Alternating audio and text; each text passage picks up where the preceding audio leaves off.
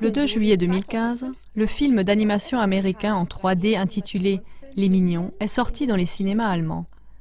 Le film « Moi, moche et méchant » est déjà sorti en 2010, puis en 2013, « Moi, moche et méchant 2 ». Et le film Les Mignons est maintenant la suite. Déjà le week-end de la sortie du film, les cinémas allemands ont enregistré 925 000 entrées. Cela a même battu le nombre d'entrées au box-office du film 50 nuances degrés. Des petits hommes jaunes, les mignons, transmettent de façon amusante le message que l'objectif le plus élevé dans la vie serait de servir le plus grand criminel, méchant, trompeur et malfaisant. Chez les mignons, il y a 3 héros, entre guillemets. Ceux-ci sortent pour chercher un nouveau chef. Le plus méchant serait le mieux, pour le peuple déboussolé et enfoncé dans la dépression. Comme souvent dans les contes, les héros ne sont pas les plus fut-fut, ni les meilleurs, ni les plus rapides du peuple, mais après avoir traversé plusieurs aventures avec succès, ils sont capables de s'acquitter de leurs tâches difficiles. Accompagnés d'une musique sympathique et rythmée, les mignons paraissent totalement inoffensifs. Les mignons, ce qui veut dire larbin ou marionnette, sont par nature modestes, enfantins et asexués. Ils se ressemblent presque tous, sauf que certains ont seulement un œil au lieu de 2. À première vue, il est peu évident que ce film de divertissement drôle, qui se présente sous une forme attrayante, pourrait avoir une influence négative sur les enfants et les spectateurs adultes. Le message principal suivant est inculqué avec insistance aux spectateurs et surtout aux enfants. Est-ce que c'est pas sympa d'être méchant? Ou bien, c'est cool de suivre le méchant?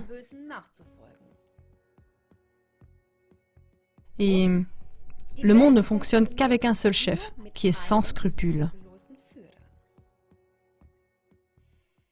Ce qui est épouvantable là-dedans, c'est que cette façon de penser qui est inculquée, que le méchant est bon et que le bien devient mal, vise les enfants et même les plus petits qui ne peuvent pas se défendre contre cette influence.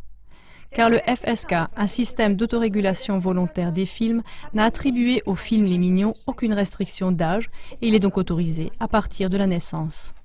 Chers téléspectateurs, dans nos contes classiques et nos histoires de l'école maternelle, en fait, il était toujours expliqué tout à fait clairement ce qui est bien et ce qui est mal, et que c'est le bien qui gagne. Mais dans le film Les Mignons, ces valeurs se trouvent complètement inversées.